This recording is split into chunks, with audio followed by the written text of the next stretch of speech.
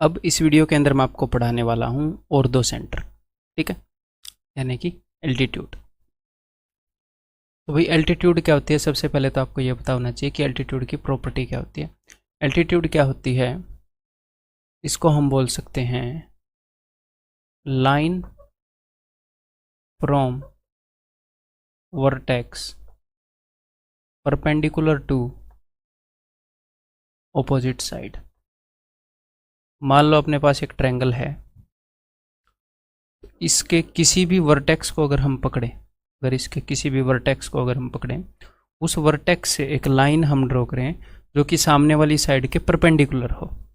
जो मीडियन है उसके अंदर क्या प्रॉपर्टी थी कि किसी भी वर्टेक्स से अगर हम वो साइड खींचेंगे तो सामने वाली साइड के एग्जैक्टली मिड पॉइंट पर उसके बीच में जाएगी, लेकिन ये जो है ये उसके ऊपर 90 डिग्री का कोण बनाएगी।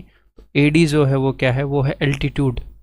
या तो आप इसको एल्टीट्यूड भी बोल सकते हो। जैसे आप पहाड़ों पर जाओगे तो पहाड़ों पर ये बोलते हैं ना कि भाई हाई एल्टीट्यूड पर आ गए, यानी कि काफ़ी ऊपर आ गए, काफ़ी ऊंचे आ गए। ऊंचाई मतलब कि हाइट, या फिर आप इसको ट्रायंगल की हाइट भी बोल सकते हो, ठीक है। वैसे इसको क्या बोलते हैं हम, एल्टीट्यूड। एल्टीट्यूड हाइट दोनों सेम ही बात है। तो इसकी प्रॉपर्टी क्या है, किसी भी वर्टेक्स से हम खींचे तो सामने वाली साइड के परपेंडिकुलर जाएगी, उसके लंबवत जाएगी। Then next is intersecting points. अगर किसी भी एक ट्रायंगल के अंदर हम तीनों एल्टीट्यूड ड्रॉ कर दें तो एक तो वो तीनों एक पॉइंट से पास होंगी, और जिस भी पॉइंट से वो पास होंगी उस पॉइंट को हम बोलते हैं ऑर्थो सेंटर। Ortho centre. मान लो आपके पास सब्जी कम पड़ गई खाना खाते हुए, तो आप क्या बोलते हो घर में, और दो सब्जी। ऐसे ही जब सेंटर की कमी पड़ जाए तो और दो सेंटर। इसको हिंदी में क्या बोलते हैं, इसको हिंदी में बोलते हैं जी लंब केंद्र। तो भैया हिंदी में तो आपको साफ साफ समझ में आ रहा होगा, क्यों? क्योंकि ये जो लाइन है, जो एल्टीट्यूड है, इसको हम हिंदी में बोलते हैं लंब। और जहां पर ट्रायंगल के तीनों लंब जहां पर इंटरसेक्ट करेंगे उसको हम बोलेंगे लंब केंद्र, जहां पर सारे इंटरसेक्ट करेंगे, ठीक है। सिंपल है। अब इस ऑर्थो का क्या मतलब है, ऑर्थो का मतलब होता है जी परपेंडिकुलर, ठीक है। जैसे ऑर्थोगोनल लाइंस, तो ऑर्थोगोनल लाइंस क्या होंगी, वो लाइंस हो एक दूसरे के परपेंडिकुलर हों। तो परपेंडिकुलर यानी कि एल्टीट्यूड को ये बोलना चाह रहा है, बिकॉज एल्टीट्यूड सामने वाली साइड के परपेंडिकुलर जाती है। तो वो जहां पर भी वर्टेक्स से सामने वाली लाइन पर जो परपेंडिकुलर लाइनें जो जाती हैं, जो कि एल्टीट्यूड है, वो जहां पर भी इंटरसेक्ट करेंगी उसको हम ऑर्थो सेंटर बोलते हैं, ठीक है। चलो नेक्स्ट इस एंगल प्रॉपर्टी। जो सेंट्रोइड के अंदर आपने नोटिस किया कि सेंट्रोइड के अंदर मैंने आपको कोई एंगल प्रॉपर्टी नहीं बताई, क्योंकि वहां पर कोई एंगल प्रॉपर्टी नहीं है, ठीक है। वहां पर एक रेशियो प्रॉपर्टी है। रेशियो प्रॉपर्टी क्या है कि सेंट्रोइड जो है वो 2:1 रेशियो में बांटता है मीडियन को, ठीक है। यहाँ पर एंगल प्रॉपर्टी है। क्या है एंगल प्रॉपर्टी, अभी बता देता हूँ आपको कि ये जो एंगल है, ये वाला, ये अपना ऑर्थो सेंटर है, मान लो ये एच है, तो एंगल BHC और एंगल BAC,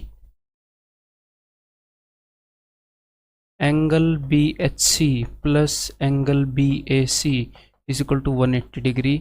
दोनों एक दूसरे के सप्लीमेंट्री होते हैं, दोनों का सम 180 डिग्री होता है। तो ऐसा क्यों होता है ये प्रूव करेंगे आप। जल्दी से कोशिश करो भाई प्रूव करने की, बहुत इजी है प्रूव करना, कोशिश करो।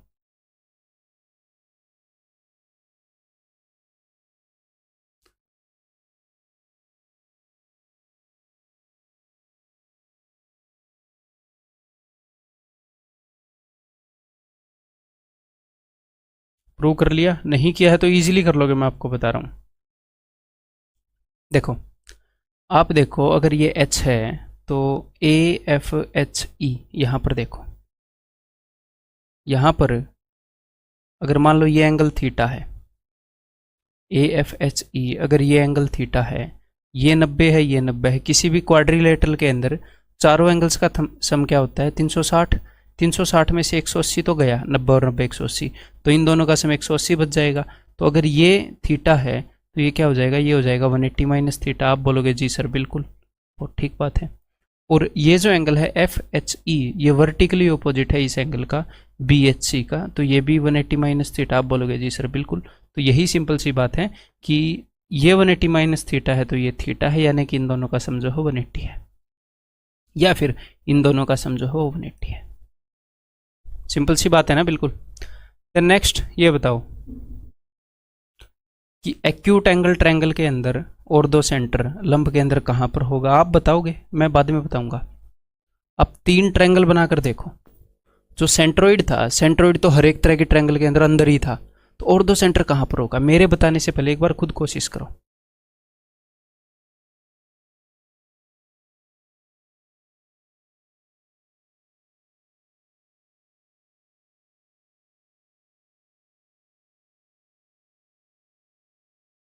ये एक्यूट एंगल्ड ट्रायंगल है, ठीक है। तो इसकी एक एल्टीट्यूड क्या होगी, ऐसे आप बोलोगे जी सर बिल्कुल। एक एल्टीट्यूड क्या होगी, ऐसे आप बोलोगे जी सर बिल्कुल। और तीसरी एल्टीट्यूड क्या होगी, ऐसे आप बोलोगे जी सर बिल्कुल।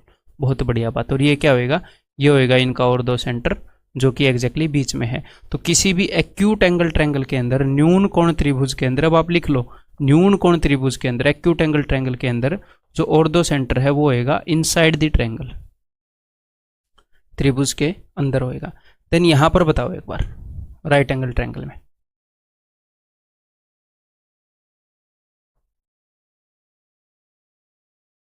इसको बहुत ज्यादा यूज करता है एग्जामिनर, पता है, मतलब इसी के ऊपर क्वेश्चन पूछता है। ए से अगर मैं बी सी पर अगर मैं एल्टीट्यूड डालना चाहूंगा, मान लो एक लाइन है? इसके ऊपर मैंने इस पॉइंट से एल्टीट्यूड डाल रखी है, ऐसे परपेंडिकुलर डाल रखा है। ए से मैं बी सी पर एल्टीट्यूड डालना चाह रहा हूं, तो ये बी सी जो है, बी सी के ऊपर मैंने ऑलरेडी परपेंडिकुलर डाल रखा है ए से। तो इस पॉइंट से अगर मैं कहीं और इस पर इसको मिलाऊंगा तो एंगल 90 नहीं आएगा, 90 से अलग ही आएगा। आप खुद फील कर पा रहे हैं, एंगल 90 से अलग आएगा, 90 आ ही नहीं सकता। ये वाला एंगल जो है 90 से छोटा होएगा, ये वाला जो एंगल है 90 से बड़ा होएगा। ये वाला एंगल छोटा क्यों होएगा, मान लो ये थीटा है, तो थीटा और ये मिलाकर 90 होंगे, बिकॉज ट्रायंगल के तीनों एंगल्स का सम 90 है। और ये वाला क्या होएगा, ये 90 प्लस थीटा होगा, ये एक्सटीरियर हो गया। तो भैया ए से बी सी के ऊपर आप कहीं और पर 90 डिग्री बना ही नहीं सकते, यही तो एल्टीट्यूड है। तो बी सी के ऊपर जो हमने एल्टीट्यूड ड्रॉप करनी है वो यही है, शक्तिमान ही गंगाधर है। जो ट्रायंगल की साइड है वही एल्टीट्यूड है। तो कौन सी ऐसी ट्रायंगल होती है जिसके अंदर जो ट्रायंगल की साइड है, जो त्रिभुज की भुजा है, वही लंब होती है, ट्रायंगल की साइड ही उसकी एल्टीट्यूड होती है, तो राइट एंगल ट्रायंगल में होता है दोस्त। अगर आप पॉइंट सी से ए बी के ऊपर अगर आप परपेंडिकुलर डालोगे तो ये जो साइड है यही इसकी एल्टीट्यूड है। लेकिन अगर आप बी से ए सी पर डालोगे तो आप डाल पाओगे।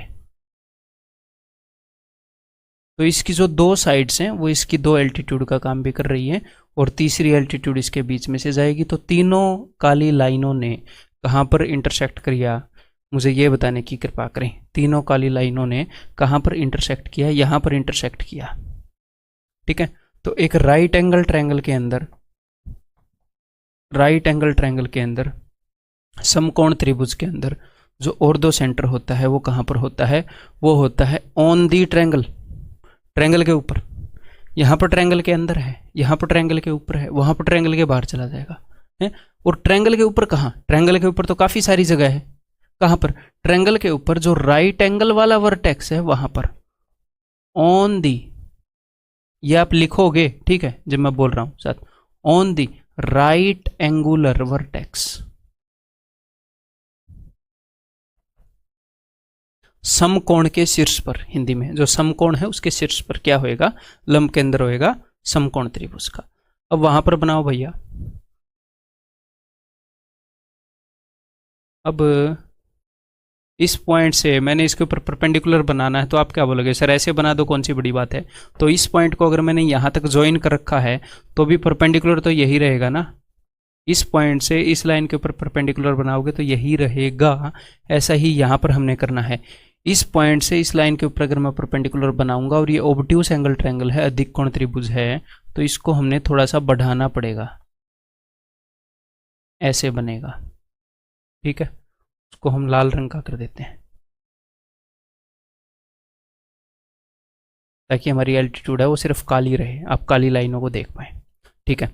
अगर मैं यहाँ से इस लाइन के ऊपर परपेंडिकुलर डालूंगा तो अंदर तो डाला नहीं जाएगा है, तो इसको हमें एक्सटेंड करना पड़ेगा। तो परपेंडिकुलर ऐसे डलेगा, ऐसे। यहाँ से इस लाइन के ऊपर परपेंडिकुलर ऐसे डलेगा। अब इस वर्टेक्स से इस लाइन के ऊपर हो गया एक्सटेंड करके, इस वर्टेक्स से इस लाइन के ऊपर हो गया एक्सटेंड करके, इस वर्टेक्स से इस लाइन के ऊपर बनाना है, सीधा सीधा बन जाएगा बिना एक्सटेंड किए। अब ये तीनों कहाँ पर इंटरसेक्ट करेंगे? आप तो बोलोगे सर ये कहीं पर भी इंटरसेक्ट नहीं कर रही, तो भैया इनको आप ठीक से तसल्ली से नियत से बढ़ाओ तो इनका दादा भी इंटरसेक्ट करेगा, ये क्यों नहीं करेंगी? कर गया ना? ठीक है, तो ये यहां पर इंटरसेक्ट करेंगे, आपको दिख रहा होगा। हाँ जी। तो अधिक कोण त्रिभुज के अंदर in an obtuse angled triangle, जो लंब के अंदर है, जो ऑर्थो सेंटर है, that is outside the triangle, triangle के बाहर है, बिल्कुल बाहर है। क्लियर है? समझ गए? चलिए अब अगली चीज करते हैं, दैट इज प्रोडक्ट फॉर्मूला।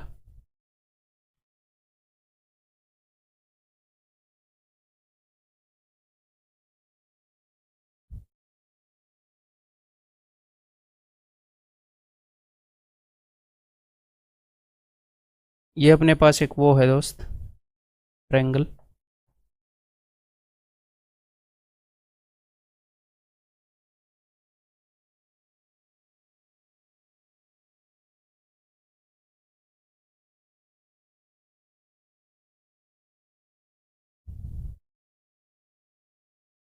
ठीक है। दिस इज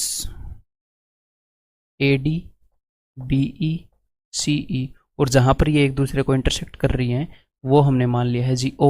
तो मैं कहना क्या चाहता हूं? मैं कहना ये चाहता हूं यहां पर कि जब हम 3 एल्टीट्यूड ड्रॉ कर लेते हैं, ये तीनों एल्टीट्यूड हैं, ये लंब हैं, जब तीनों एल्टीट्यूड हम ड्रॉ कर लेते हैं, यहाँ पर ऐसे बना लेते हैं हम, ठीक है, तो जो ये अपना ऑर्थो सेंटर है, ये एल्टीट्यूड को दो हिस्सों में बांटता है, दो हिस्सों में बांटता है, इसको भी दो हिस्सों में बांट दिया, इसको भी दो हिस्सों में बांट दिया, तो इनका जो प्रोडक्ट होता है ना हर एक एल्टीट्यूड का, इसका ऊपर वाला हिस्सा और नीचे वाला हिस्सा, यानी कि AO इंटू OD बराबर है, AO इंटू OD बराबर है BO इंटू OE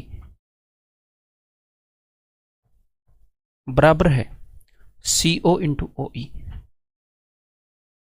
अच्छा, ऐसी बात है। OE 2 बार आ गया, CO इंटू OF, ठीक है, क्लियर है? अब ये आया कैसे? बहुत ही सिंपल है। देखो दोस्त, आप इस ट्रायंगल को देखो और इस ट्रायंगल को देखो। इस ट्रायंगल के अंदर ये एंगल 90 डिग्री का है, ये एंगल 90 डिग्री का है, तो ये एंगल इसके बराबर है। क्यों? क्योंकि वर्टिकली ऑपोजिट एंगल। आप बोलोगे जी सर बिल्कुल, तो अगर दो ट्रायंगल्स के दो एंगल्स अगर इक्वल हो गए तो वो क्या हो गई? वो सिमिलर हो गई, वो समरूप हो गई। अगर वो समरूप हो गई तो उनकी कोरस्पोंडिंग साइड्स का रेशियो बराबर हो गया। अगर रेशियो बराबर हो गया तो AO, कौन कौन सी ट्रायंगल समरूप हो गई? देखो, खाली एंगल, ये कर्व वाला एंगल, 90 डिग्री वाला एंगल, यानी कि AOE is similar to BOD। अब आप क्या बोल सकते हो? आप ये बोल सकते हो AO by BO is equal to OE by OD is equal to AE by BD। अब इसी चीज को मैंने वहां पर लिखकर बता दिया, AOOD is equal to BOE। बस सिमिलरिटी को यूज करके मैंने एक रिजल्ट आपको बता दिया है, ठीक है। तो कल को एग्जामिनर आपसे ये क्वेश्चन पूछ सकता है। क्या पूछ सकता है? वो आपको ये बोल सकता है कि भैया ये जो है, ये मान लो 6 है, ये जो है ये 3 है, ये जो है ये 9 है, तो फिर ये क्या होएगा? तो इन दोनों का प्रोडक्ट और इन दोनों का प्रोडक्ट और इन दोनों का प्रोडक्ट वो बराबर होता है, ठीक है। तो ये 6 थी 18, तो वो 9 दूनी 18, ये 2 हो जाएगा, ठीक है। अदरवाइज आप क्या कर सकते हो? अदरवाइज आप सिमिलरिटी यूज कर सकते हो इस ट्रायंगल के अंदर और इस ट्रायंगल के अंदर, अगर ये याद नहीं रखना तो ये आया कैसे वो मैंने आपको बता दिया है। तो ऑर्थो सेंटर के अंदर इतनी ही चीजें थी याद रखने लायक, ठीक है। आगे हम क्वेश्चंस करते हैं। ये बताओ, इजी क्वेश्चंस हैं ऑर्थो सेंटर के अंदर, जब इनको कंबाइन करेंगे तो बढ़िया बढ़िया क्वेश्चंस करेंगे। The ortho centre of a right angle triangle lies, एक राइट एंगल ट्रायंगल का ऑर्थो सेंटर कहाँ पर लाई करता है? आपको याद होना चाहिए, आपको लिखने की जरूरत नहीं होनी चाहिए, ठीक है। कहाँ पर लाई करता है? अगर मैं यहाँ से एल्टीट्यूड ड्रॉ करूँगा तो एल्टीट्यूड ही साइड है, मैंने बताया था। यहाँ से अगर ड्रॉ करूँगा तो एल्टीट्यूड ही साइड है, मैंने बताया था, शक्तिमानी गंगाधर है। अगर मैं यहाँ से ड्रॉ करूँगा तो ये एल्टीट्यूड बनेगी, तो सीधी सी बात है तीनों काली रेखाएं यहाँ पर इंटरसेक्ट करती हैं, तो on at the right angular vertex Hindi में क्या लिखा पाएगा, हिंदी में लिखा मिलेगा आपको समकोण के शीर्ष पर, ठीक है, राइट एंगल का vertex. In triangle ABC draw BE perpendicular to AC, ठीक है भाई।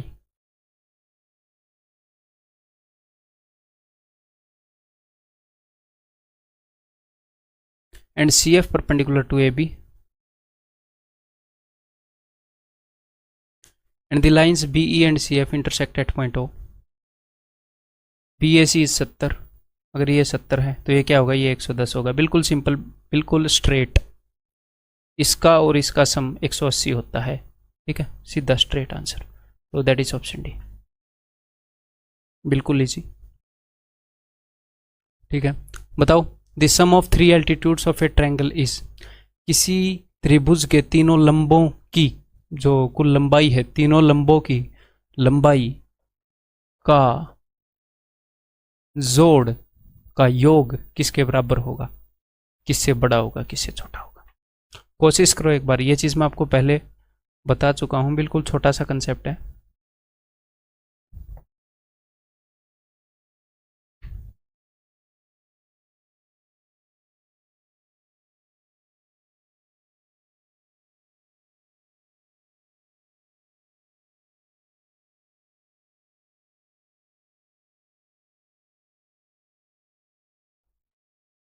ट्रायंगल एबीडी के अंदर देखो एक बार, ट्रायंगल एबीडी के अंदर राइट एंगल है, एबीडी राइट एंगल ट्रायंगल है, तो AB क्या है, AB हाइपोटेन्यूज है भैया, 90 के सामने है, तो हाइपोटेन्यूज सबसे बड़ा होता है राइट एंगल ट्रायंगल के अंदर।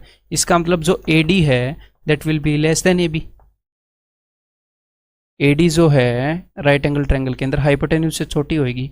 ठीक इसी प्रकार अब मैंने AD का हिसाब कर दिया है, अब मैं इसका हिसाब कर रहा हूँ, किसका, BE का।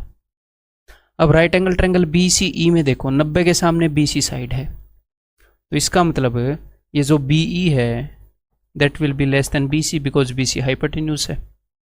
मैं कह रहा हूँ, मैं इसकी एल्टीट्यूड और इसकी साइड को इन्वॉल्व कर रहा हूँ, इसकी एल्टीट्यूड और इसकी साइड को इन्वॉल्व कर रहा हूँ। अब मैं इसकी एल्टीट्यूड और इसकी साइड को इन्वॉल्व कर लूँगा। अब ट्रायंगल ACF में देखो, ACF के अंदर AC हाइपोटेन्यूज है और CF एल्टीट्यूड है, तो भैया CF is less then hypotenuse. Hypotenuse से तो सारी भुजाएं छोटी होती हैं राइट एंगल ट्रायंगल में, तो जब आप इनको जोड़ोगे तो आपको इसकी एल्टीट्यूड्स का सम मिल जाएगा, जो कि लेस देन होएगा इसकी साइड्स के सम से। ये इसकी तीनों साइड्स हैं ट्रायंगल की, ये तीनों एल्टीट्यूड्स हैं।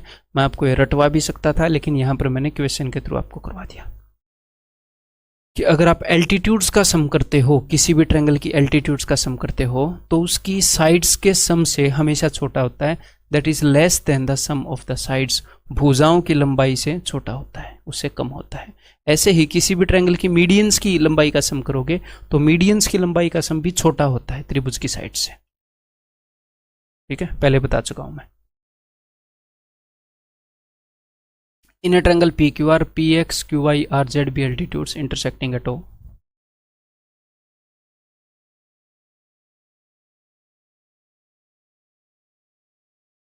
PX, QY are Z intersecting at O. If PO is equal to 6 centimetre, अगर PO 6 सेंटीमीटर है,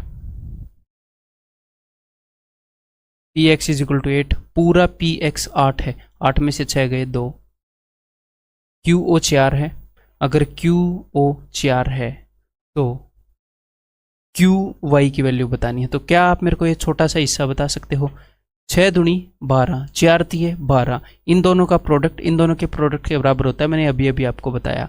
तो QY की लंबाई क्या हो जाएगी, 4 और 3 7। अब ये मत बोलना सर इतने इजी क्वेश्चन तो नहीं आते, हर एक लेवल के क्वेश्चन आते हैं एग्जाम में। ये CGL 2017 टीयर 2 का क्वेश्चन है, यू कैन चेक इट, ठीक है। तो हर तरह के क्वेश्चन आते हैं, हमें हर तरह की चीज़ यहाँ पर याद रखनी है। जो ही मैं आपको बता रहा हूँ 100% चीज़ें रिलेवेंट है। If AD, BE, CF are the altitudes of triangle ABC whose orthocenter is H, then C is the orthocenter of। तो चलो भाई देख लेते हैं क्या मामला है। A, B, C की एल्टीट्यूड्स हैं AD, BE and CF। Visible है ना ये ट्रायंगल? हाँ, अच्छे तरीके से विजिबल है। तो यहाँ पर बंदे क्या बता रहे हैं, यहाँ पर ये बता रहे हैं कि H, इन्होंने क्या बताया, हुज ऑर्थोसेंटर इज H, तो इनका जो ऑर्थोसेंटर है वो H है। बहुत बढ़िया। अब हमने ये बताना है कि C इज द ऑर्थोसेंटर ऑफ, कि C जो है वो कौन सी ट्रायंगल के लिए लंब के अंदर है। ये लंब के अंदर नहीं है, ये लंब के अंदर है। ये हमारे हिंदी ट्रांसलेटर की कृपा है जो आपको लंब देखने को मिल रहा है। ठीक है, तो C जो है वो कौन से त्रिभुज का ऑर्थोसेंटर है, मुझे बताओ जरा। सोचो, मैं डायरेक्टली बताना नहीं चाह रहा, मैं आपको हिंट देना चाह रहा हूं कि ऑर्थोसेंटर लंब के अंदर वो वाला पॉइंट होता है जहां से एल्टीट्यूड्स यानी कि लंब पास हो, 90 डिग्री वाली लाइनें पास हो जहां से। तो पॉइंट सी से कौन कौन सी लाइनें पास हो रही हैं जो 90 डिग्री बना रही हो, चाहे किसी के भी साथ बना रही हो, जो 90 डिग्री बना रही हो। अब 90 डिग्री का निशान ढूंढो। एक तो ये रही पॉइंट सी से ये एक लाइन पास हो रही है जो इसके परपेंडिकुलर है ना। एक ये पास हो रही है जो किसी न किसी लाइन के परपेंडिकुलर है, और एक ये पास हो रही है। ये तीनों पास हो रही है। हिंट मैं आपको दे रहा हूं, और देखो ध्यान से, ये वाली लाइन कौन सी ट्रायंगल की एल्टीट्यूड है, ये वाली लाइन।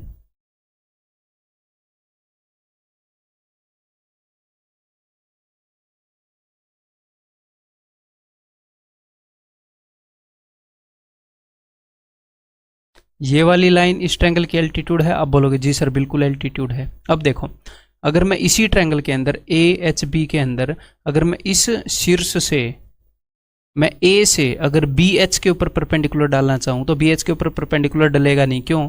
क्योंकि ऑब्ट्यूस एंगल ट्रायंगल है, तो मुझे BH को एक्सटेंड करना पड़ेगा और उसके बाद परपेंडिकुलर डालना पड़ेगा जो कि ऑलरेडी डला हुआ है, जो कि है AE।